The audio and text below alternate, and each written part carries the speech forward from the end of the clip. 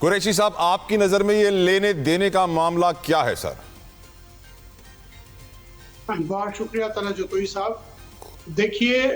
جس قسم کے خیالات کا اظہار ہمارے دوستوں نے کیا ہے،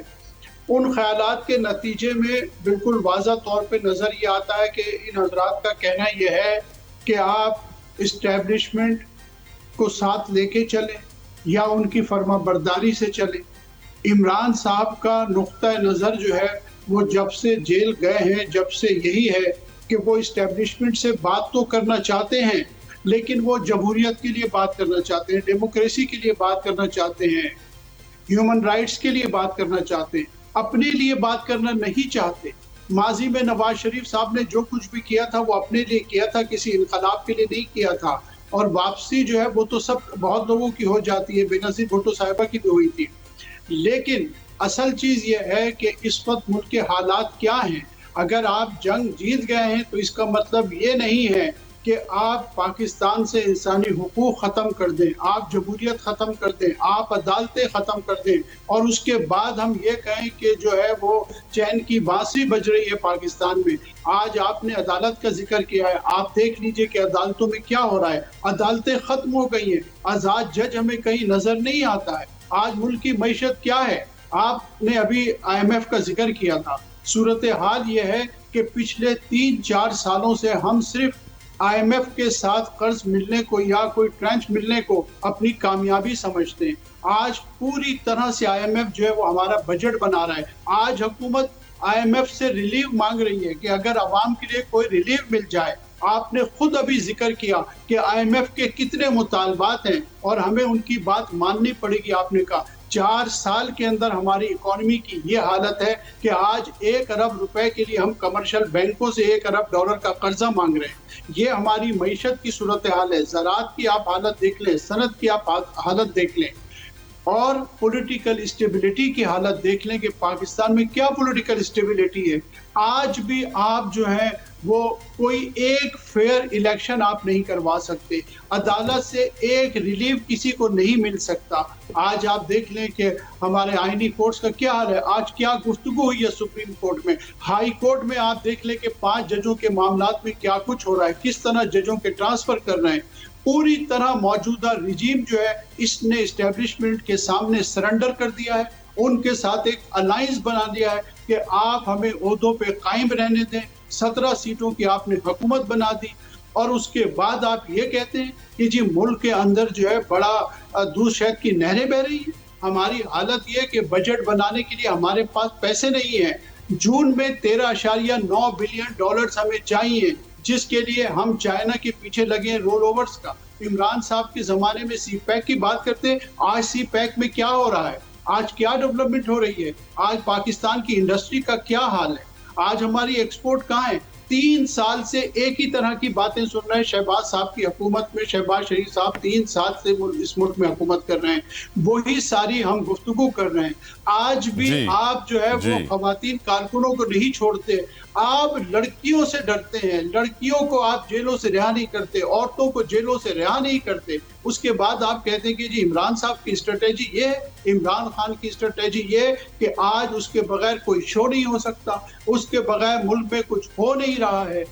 حافظ احسان احمد صاحب، اس بات میں کوئی شک و شبہ نہیں ہے کہ بیانیے کی جنگ میں آپ نے پاکستان کے اداروں کو مضبوط کیا، اور آپ نے ہمیشہ اسٹیبلشمنٹ کی بہترین طریقے سے نمائندگی کی اور ان کے بیانیے کی تائید کی ہے۔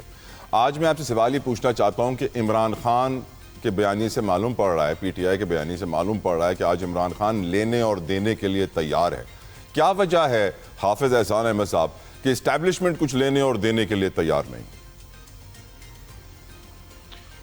بسم اللہ الرحمن الرحیم۔ طلع آپ کا شکریہ۔ آپ کے کویسچنز کے 2 میں سمجھتا ہوں ایریا ہیں، ایک ہے وہ کہ جو پاکستان کی پولیٹیکل گراؤنڈ ریئلٹی ہے، اور دوسرا یہ ہے کہ پی ٹی آئی کی جو پولیٹیکل ایک موو یا پولیٹیکل اسٹریٹجی جو ہے اس کے متعلق جو ہے یہ براڈلی دونوں چیزیں چلتی ہیں۔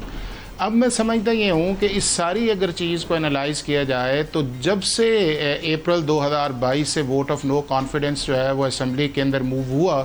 اور اس کے بعد یہ ہے کہ جو چیز چلی کہ جس کے اندر پہلی دفعہ آپ نے ووٹ آف نو کانفیڈنس کو آرٹیکل 5 کے اوپر جا کے اسٹرائک ڈاؤن کیا، اور اس کے بعد یہ ہے کہ آپ نے کہا کہ اس ملک میں ووٹ آف نو کانفیڈنس ہو ہی نہیں سکتی، پھر پاکستان کی سپریم کورٹ نے انٹروین کیا.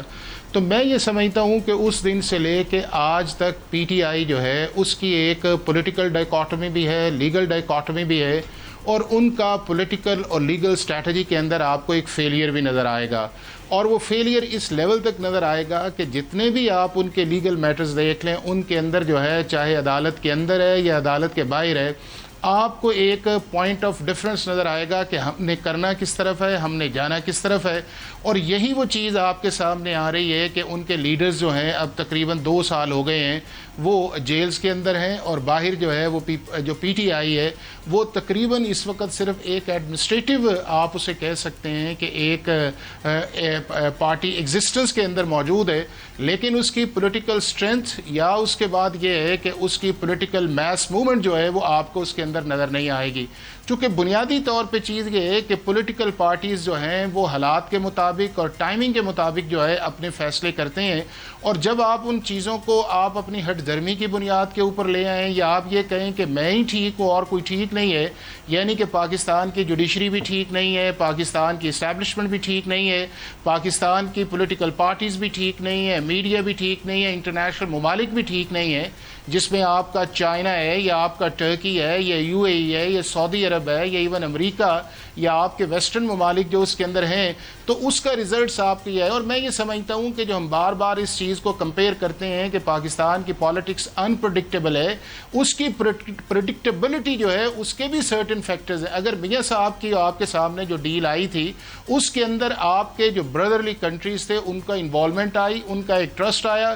اور اس کے بعد پاکستان کی گورنمنٹ نے ایک رسپانس کیا، وہ کسی نتیجے پہ پہنچا. اب اس 2 سال کے اندر آپ یہ دیکھ لیں کہ کسی بھی فارن کنٹری جو ہے، چاہے اسلامی ملک ہے چاہے آپ کے ویسٹرن ممالک ہے، کسی نے بھی پاکستان کو ایز اے گورنمنٹ لیول پہ اپروچ نہیں کیا کہ آپ پی ٹی آئی یا پی ٹی آئی کے لیڈر کے ساتھ جو ہے وہ اس طرح کا ایک میکانزم بنائیں کہ جس طرح آپ نے پریویسلی کرتے آئے ہیں. چونکہ اس کی بنیادی وجہ یہ ہے کہ P T I international front کے اوپر بھی جو ہے وہ ایز اے سکسیسفل پارٹی نہیں رہی، ایز اے گورنمنٹ کے اندر بھی آپ یہ دیکھ لیں کہ ان کے فارن منسٹرز کے اسٹیٹمنٹس آئے اور کس طرح یو اے ای اور سعودی عرب نے اس کو رسپانس کیا. پھر آپ نے امریکہ کے خلاف ان کے اسٹیٹمنٹس آپ دیکھ لیں، پھر چائنا کے اندر آپ سی پیک دیکھ لیں تو آپ کو چیز سامنے نظر آئے گی. دوسرا اس چیز کے اندر یہ ہے کہ جب آپ نے انٹرنلی پالیٹکس کرنی ہے تو 2 چیزیں پاکستان کی حقیقت ہیں. ایک یہ ہے کہ پاکستان کا پولیٹیکل سسٹم اور اس پولیٹیکل سسٹم کے اندر جوڈیشری جو ہے وہ ایک حقیقت ہے، اور دوسرا پاکستان کی اسٹیبلشمنٹ جو ہے.